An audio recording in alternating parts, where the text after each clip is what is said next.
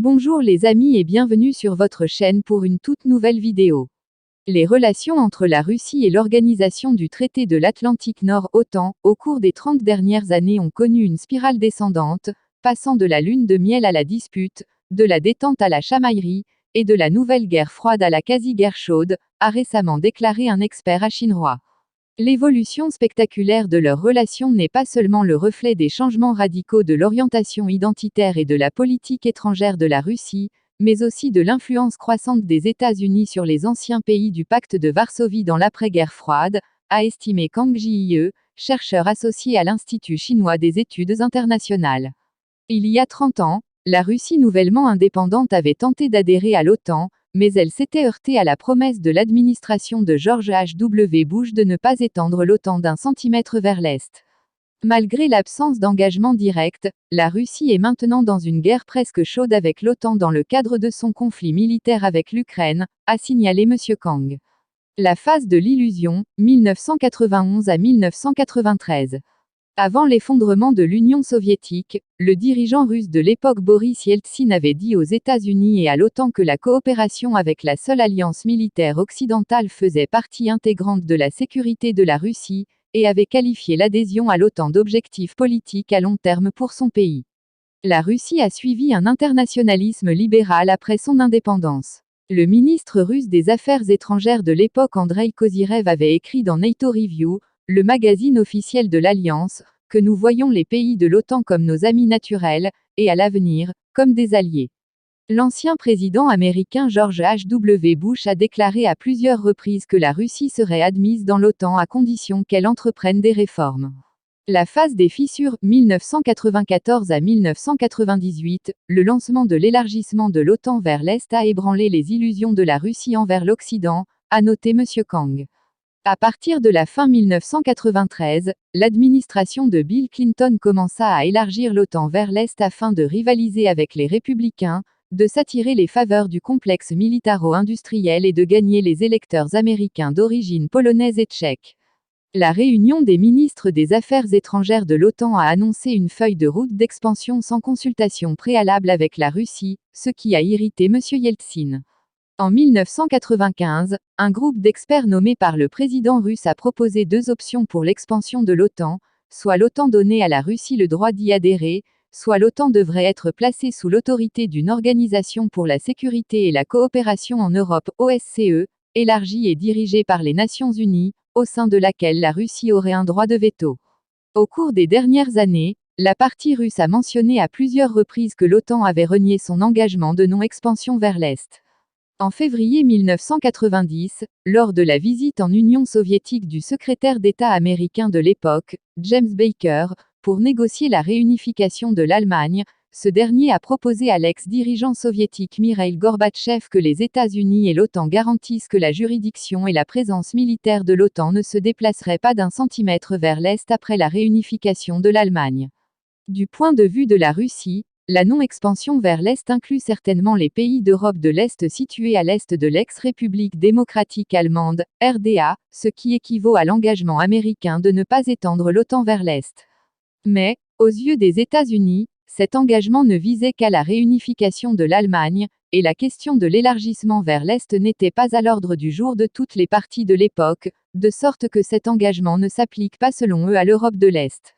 Les phases de crise et lune de miel, 1999 à 2005, les Balkans ont constitué la première arène de la lutte entre la Russie et l'OTAN, a rappelé M. Kang. En mars 1999, malgré les avertissements répétés de la Russie, l'OTAN a lancé des frappes aériennes à grande échelle contre l'ex-Yougoslavie. En avril de la même année, toujours en dépit de l'opposition russe, l'OTAN a publié un nouveau concept stratégique mettant l'accent sur les opérations hors zone, marquant l'expansion des opérations militaires de l'OTAN de la défense collective à la projection de puissance à l'externe, a-t-il noté.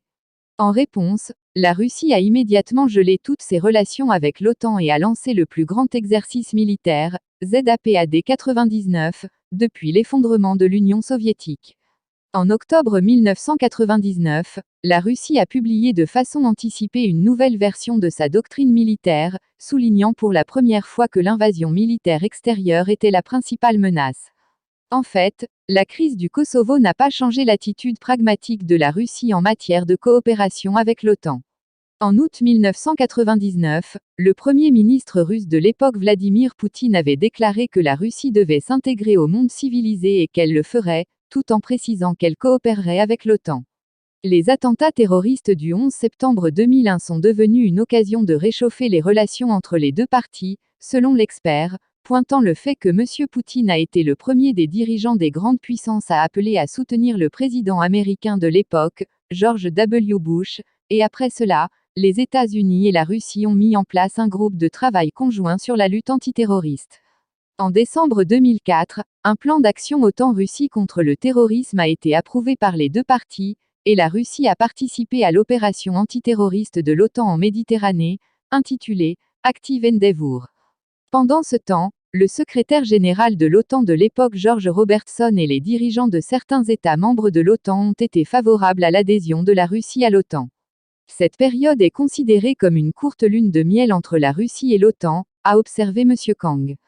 Toujours au cours de cette période, 3 points de rupture dans les relations de la Russie avec les États-Unis et l'OTAN ont commencé à émerger, a-t-il poursuivi.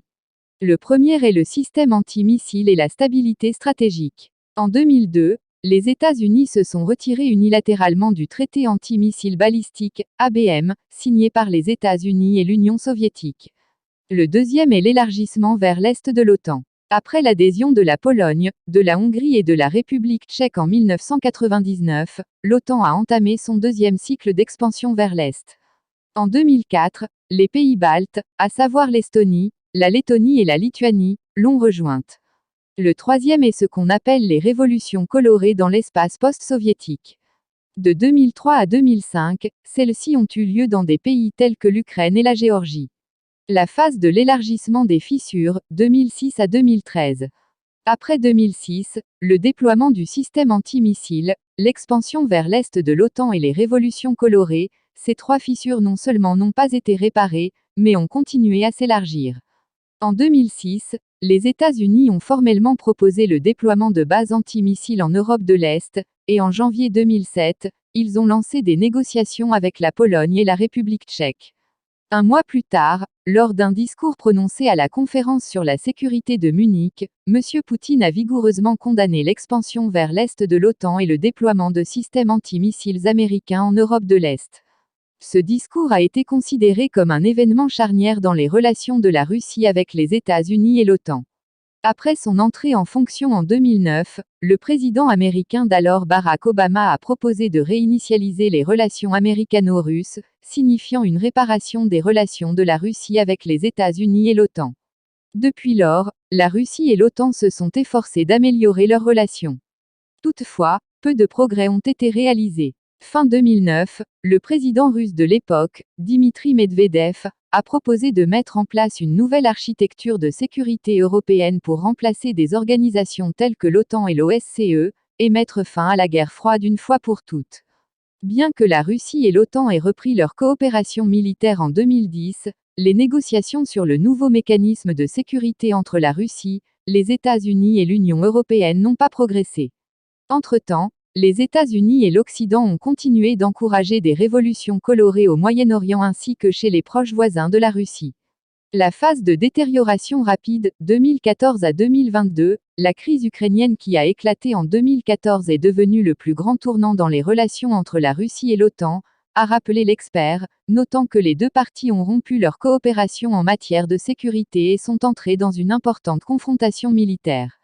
L'OTAN a commencé à fournir de l'aide militaire à l'Ukraine après la crise, y compris l'envoi de conseillers militaires et d'instructeurs. Lors du sommet de Varsovie en 2016, les membres de l'OTAN ont décidé de stationner des bataillons multinationaux dans les 3 pays baltes et en Pologne. Pendant ce temps, la dispute entre les États-Unis et la Russie sur la mise en œuvre du traité sur les forces nucléaires à portée intermédiaire, FNI, s'est également intensifiée, tandis que les deux parties se sont accusées mutuellement de l'avoir violé. En 2019, les États-Unis ont officiellement annoncé leur retrait de ce traité. Alors que la Russie et l'OTAN font face à une confrontation à grande échelle et que les États-Unis encouragent l'Ukraine à se joindre à l'OTAN, la Russie a proposé 3 dialogues sur la sécurité avec les États-Unis, l'OTAN et l'OSCE fin 2021, tous 3 sans résultat, a rappelé Kang Ji-ye. Le 24 février, l'armée russe a lancé une opération militaire spéciale en Ukraine, qui, selon l'expert, a marqué le début du plus grand conflit armé dans la région depuis la Seconde Guerre mondiale. En général, a-t-il estimé, les élites russes ont espéré plus d'une fois intégrer la Russie au sein de la communauté de sécurité occidentale, ce que les États-Unis et l'OTAN ont refusé. Poussé par son idéologie et par le complexe militaro-industriel, Washington a fermé les yeux sur l'opposition répétée de la communauté stratégique nationale et de la Russie.